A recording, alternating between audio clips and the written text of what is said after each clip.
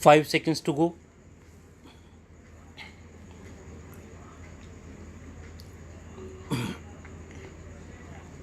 Start.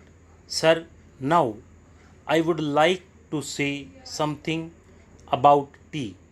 This time there is taxation on common tea, the tea that we are consuming here, so that there can be more earnings through export. But if we examine this tea industry, we will find that we are not getting good results either by the efforts of the tea board or by the efforts of government. One fourth of the production of the whole country is represented by tea, but that much of attention is not given by the government to this industry. They think that it is already getting foreign earning, and so it should continue to get it. But efforts should be made not only to develop this industry but also to improve the industry through research and other things. As you know, in some parts, the foreign companies which are working here are neglecting this industry. They are only after the profits. They are not thinking of the development of the industry.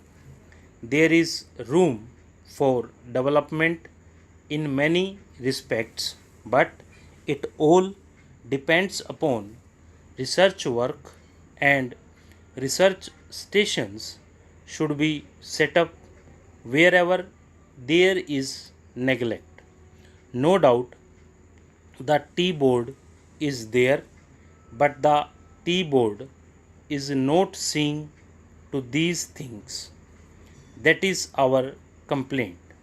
In the tea board, people are there who are not at all eager to see how this industry could be developed, how we could earn more profits, how the quality could be improved, and how the quantity could be increased. We are not seeing to that. I come from a part where the tea industry plays an important part in the economy of that area, but I find that it is being neglected from year to year and no attention is given to it. I find that there is this drought menace in the tea plantations. As a result, no further improvement in plantation is made. There, the development of tea can be undertaken. I only suggest this to our finance minister.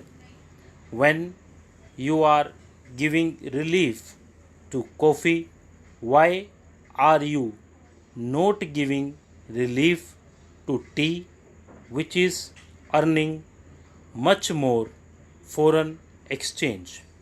I humbly urge our finance minister to see to it and remove this burden on common tea. Now, I would like to say a word about betel nut. There is taxation on betel nut which is imported. In my part, large quantities of betel nuts are being smuggled. So there was a representation from that area saying that betel nut should also come within the purview of customs duty and that part should be declared a port. A representation was made to the finance ministry as also the commerce and industry ministry, but nothing is done. I urge upon them to see to this whether smuggling, which is giving no benefit to the government and which is going to be increased, cannot be stopped. Though our land customs department is there, it cannot deal with smuggling effectively. Smuggling is going on. So, if you want to stop it, some definite steps should be taken, and the representation which was made from that part should be given due consideration. Now, some other friend also touched upon rural economy and cottage and village industries. One thing we must do, that is, we must remove the disparity between the town and the village. If we are to remove it, what should be done?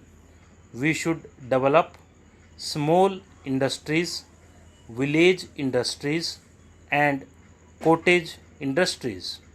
How can they be developed?